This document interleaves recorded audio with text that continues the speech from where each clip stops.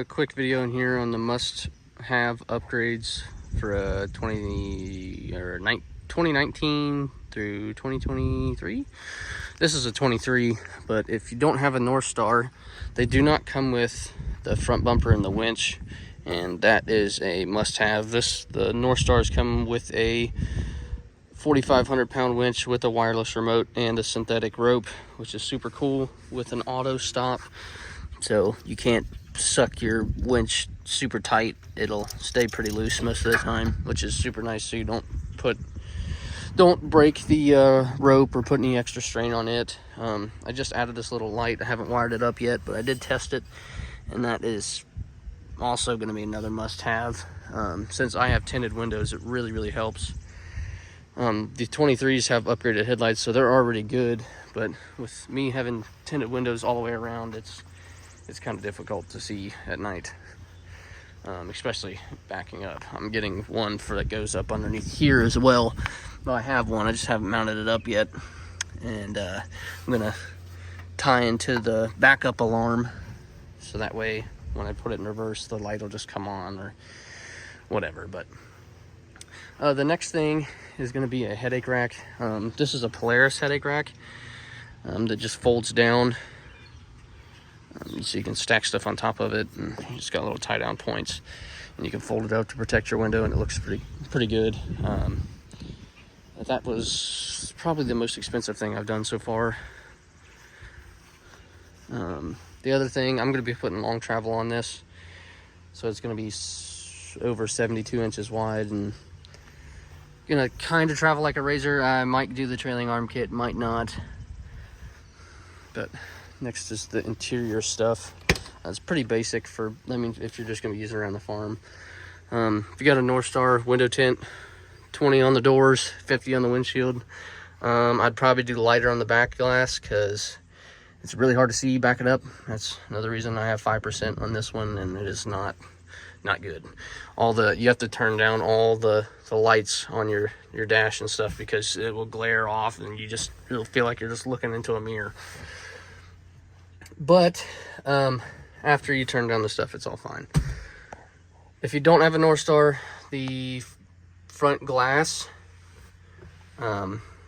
must have. The scratching on the plastic ones isn't even worth messing with. Just spend the extra money, get a glass one. That way you can add a wiper and a sprayer as well. This one comes with the dome light, so I had the bus bar that's up here, so I went ahead and mounted this Echo Gear sound bar. It was fairly easy install. Apparently I forgot to tighten one of the screws. I just got done with it, and it hasn't even been out. I just kind of put stuff on it as I can when I'm trying to get into this new shop, but it's relatively clean install. It just goes up, the bus bar is literally right behind this little indent here. So I just used the factory mounting point for the headliner and just put the headliner back behind it a little bit. And I had to make a little piece of metal that went over, so that way I didn't have to drill any holes into the actual frame or anything like that.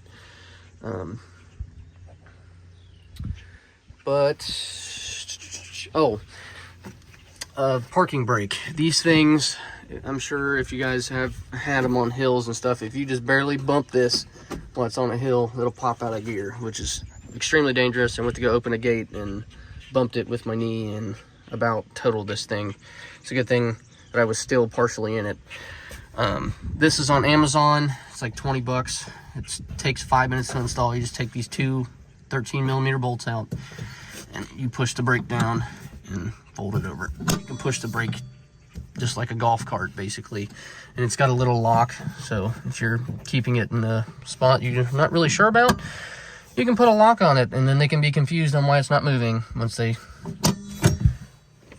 rip out your ignition and everything. So the next thing I have on order is these stupid straps for the doors. They will let these doors come all the way back on a hill, and I actually had this one bend back because it got opened on a hill and swung all the way back. You buy the door limit straps for a TJ Jeep off Amazon. They're made out of paracord. They're like $10. Best upgrade. probably that's going to happen for little stuff, considering these doors are like $3,000. But as you can see, they just don't stop. The older models used to be a lot better, but these 23s suck. That's going to be a big one. I literally bent both doors. Well, I didn't, but that's beside the point. And they're a pain in the ass to get straightened back up, especially when you're trying to keep it all waterproof, which is already a deal on its own with these things. But I think that's it for this one. Stay tuned. I'm going to be moving into a shop here in the next couple weeks.